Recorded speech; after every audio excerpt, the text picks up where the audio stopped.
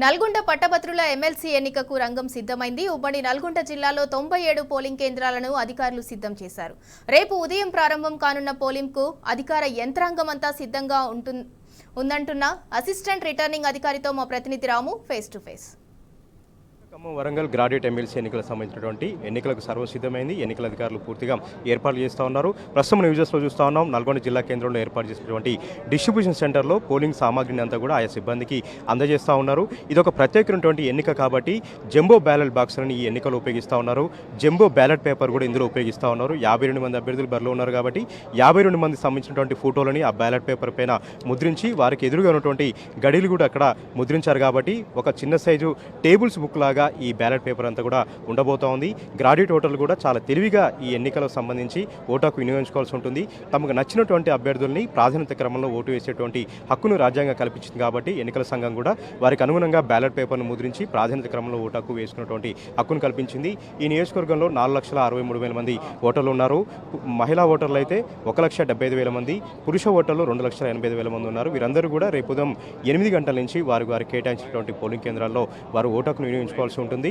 రేపు ఉదయం 8 గంటలకు పోలింగ్ ప్రారంభమవుతుంది. సాయంత్రం 4 గంటల వరకు కూడా పోలింగ్ నిర్వహించేలాగా పకడ్బందీగా ఏర్పాటు చేశారు. వీరందరూ కూడా వారికి సంబంధించినటువంటి పోలింగ్ సామాగ్రిని తీసుకొని జీపీఎస్ సిస్టంతో అత్యంత పోలీసు భద్రత నడుమ వారందరూ కూడా ఆయా పోలింగ్ కేంద్రాలకు రూట్ల వారిగా చేరుకుంటారు. ప్రస్తుతం ఈ డిస్ట్రిబ్యూషన్ సెంటర్లో ఏర్పాట్లను పర్యవేక్షణ చేస్తూ ఉన్నారు జిల్లా కలెక్టర్ గారు. వారితో మనం మాట్లాడదాం. సార్, ఎట్లా డిస్ట్రిబ్యూట్ చేస్తూ ఉన్నారు సార్? ఎలాంటి ఏర్పాటు చేశారు?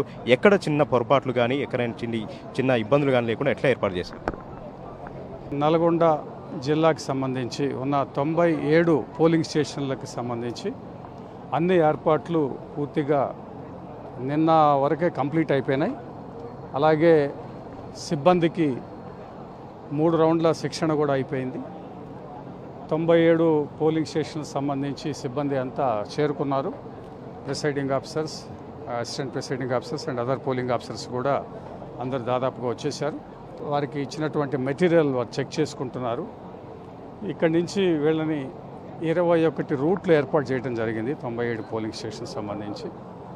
ఆ రూట్ ఆఫీసర్స్ అంతా కూడా సిద్ధంగా ఉన్నారు. సెక్టర్ ఆఫీసర్స్, తహసీల్దార్స్ సెక్టర్ ఆఫీసర్స్గా ఉన్నారు. వాళ్ళందరికీ కూడా జీపీఎస్ సిస్టంతో అన్ని వెహికల్స్ మనకి ఈ జంబో బ్యాలెట్ బ్యాగ్స్ అవ్వటం వల్ల మనకి పెద్ద ఏపీఎస్ఆర్టీసీ బస్సులు కూడా తీసుకోవడం జరిగింది. వాటన్నిటికీ ఏర్పాట్లు జరిగి ఉన్నాయి. వీళ్ళందరూ బయలుదేరి కొద్దిసేపట్లో వీళ్ళ మెటీరియల్ వెరిఫికేషన్ అయిపోతుంది. అందరు చేరుకున్నారు. రిజర్వ్ సిబ్బంది కూడా చేరుకొని ఉన్నారు. ఇక్కడి నుంచి వాళ్ళు లంచ్ చేసుకొని వారు బయలుదేరుతారు. అక్కడ పోలింగ్ స్టేషన్ దగ్గర కూడా అన్నీ ఏర్పాటు చేయడం సిద్ధం చేసుకున్నాము. అక్కడ ప్రతి దాని దగ్గర కూడా రూరల్ అయితే పంచాయత్ వైపు నుంచి 6 సిబ్బంది వీరికి జంబో బ్యాలెట్ బాక్సెస్ని తీసుకెళ్ళటంలో ఎటువంటి ఇబ్బంది లేకుండా వారిని అరేంజ్ చేయడం జరిగింది. కనీసం 4 నుంచి 6 మున్సిపల్ కమిషనర్ సంబంధించిన ల్యాబర్ని అక్కడ అరేంజ్ చేస్తున్నాం మున్సిపల్ పరిధిలో ఉన్న వాటికి. అలాగే గ్రామ పంచాయతీ పరిధిలో ఉన్న వాటికి డిపిఓ ద్వారా వారిని అరేంజ్ చేసి సిద్ధంగా ఉంచాము. శానిటైజేషన్ కంప్లీట్ అయింది. రాత్రి ఉండే పోలింగ్ సిబ్బందికి అన్ని ఏర్పాట్లు ఎటువంటి ఇబ్బంది లేకుండా వాళ్ళకి ఫుడ్ అరేంజ్మెంట్స్ కూడా అన్నీ జరిగి ఉన్నాయి. ఈ ఎలక్షన్ విజయవంతంగా సిద్ధంగా ఉన్నాము. ఎక్కడ ఏ సమస్య రాకుండా అందరు అధికారులు కూడా వాళ్ళ పొజిషన్లో వాళ్ళు ఉండి మాకు ఎప్పటికప్పుడు సమాచారం అందిస్తున్నారు. ఎటువంటి సార్, లాస్ట్ టైం చాలా ఇన్వాలిడ్ అయ్యాయి సార్. ఈసారి అన్ని ఓట్లు కూడా వ్యాలిడ్ అయ్యేలాగా ఎట్లా అవగాహన కార్యక్రమం నిర్వహించారు? ఇది ఒక ప్రిఫరెన్షియల్ ఓటు క్రమంలో ఉంటుంది. ఓటర్లకు ఏమని మీరు వివరించబోతారు? అందరికీ గ్రాడ్యుయేట్స్ కాబట్టి వారందరికీ ఈ ప్రిఫరెన్షియల్ ఓటు విధానం, సింగిల్ ట్రాన్స్ఫరబుల్ ఓటు విధానంలో అందరికీ కూడా సరైన అవగాహన అన్ని రకాలుగా జరుగుతూ వచ్చింది. ఇది మొదటిసారి ఏం కాదు. ఎలక్షన్లో వాళ్ళు పార్టిసిపేట్ చేస్తున్నారు.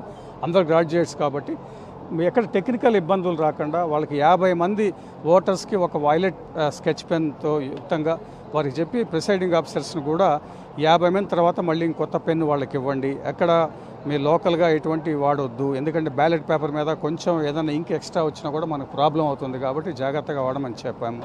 అలాగే ఈ వీళ్ళకి 52 మంది క్యాండిడేట్స్ ఉన్నారు కాబట్టి ఆ ఓటింగ్ ప్రిఫరెన్స్ సిస్టంలో వారు పెట్టుకుంటూ వెళ్ళినప్పుడు సమయం కూడా పడుతుంది కాబట్టి 2 పోలింగ్ సెగ్మెంట్స్ని ఒక్కొక్క పోలింగ్ స్టేషన్లో ఏర్పాటు చేస్తున్నాము. ఒకేసారి ఒకరు వేస్తూ ఉంటే ఇంకొకరు కూడా వెళ్ళి వేసుకునే విధంగా ప్రిసైడింగ్ ఆఫీసర్కి తగు సూచనలు వారికి ట్రైనింగ్ కూడా ఇచ్చాము. కాబట్టి వారు శ్రద్ధగా ఎటువంటి తొందరపాటు లేకుండా ఓటర్సు 52 మంది క్యాండిడేట్స్కి ప్రిఫరెన్షియల్ ఓటు విధానంలో సింగిల్ ట్రాన్స్ఫరబుల్ ఓటు విధానంలో వేసుకునే విధంగా మేము ఏర్పాటు చేస్తున్నాము. ఎటువంటి ఇన్వాలిడేషన్ రాకుండా అన్ని రకాల చర్యలు ప్రభుత్వం తరఫున మేము తీసుకున్నాం. భద్రత సంబంధించి కూడా ఎట్లా ఉపయోగిస్తూ ఉన్నారు పోలీసుల్ని? ఈ పోలింగ్ నిర్వహణకంతా కూడా ఎంతమంది సిబ్బంది ఉన్నారు సార్ ఈ ఉమ్మడి జిల్లా సంబంధించి?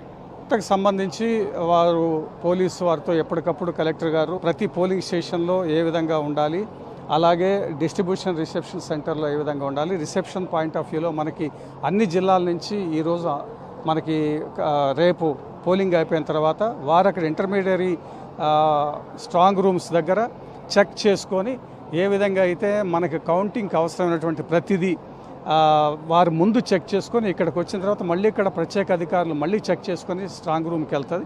ఇవన్నీ కూడా పోలింగ్ పూర్తయిన తర్వాత ఇవన్నీ కూడా ఎక్కడ చేరుకుంటాయి సార్? స్ట్రాంగ్ రూమ్ సంబంధించి కూడా ఎట్లా ఏర్పాటు చేశారు? ఎక్కడ ఉంది సార్ స్ట్రాంగ్ రూమ్? మన దుప్పలపల్లి స్ట్రాంగ్ రూమ్ ఏదైతే ఉందో మన నల్గొండకి strong room and counting centre అయినటువంటిది అక్కడికే అన్నీ చేరుకుంటాయి. ఈ విధంగా ప్రతి దగ్గర కూడా ఎటువంటి లోపం జరగకుండా సమయానికి ఏ విధంగా అయితే మేము చేరుకోవాలని ఇక్కడ కంప్లీట్ చేసుకొని సీలింగ్ జరిగిపోవాలనుకున్నామో రాత్రి కనీసం 1 గంట 2 గంటల వరకు మొత్తం అన్నీ చేరుకొని జంబో బ్యాలెట్ బాక్సెస్ స్ట్రాంగ్ రూమ్స్కి వెళ్ళిపోయి వాటి యొక్క మెటీరియల్తో పాటు క్లోజ్ చేయాలనుకున్నాం. ఆ విధంగా జరగడానికి మేము కృషి చేస్తున్నామండి. Thank you. భారీగా ఏర్పాటు చేశారు, పకడ్బందీగా ఏర్పాటు చేయడం జరిగింది.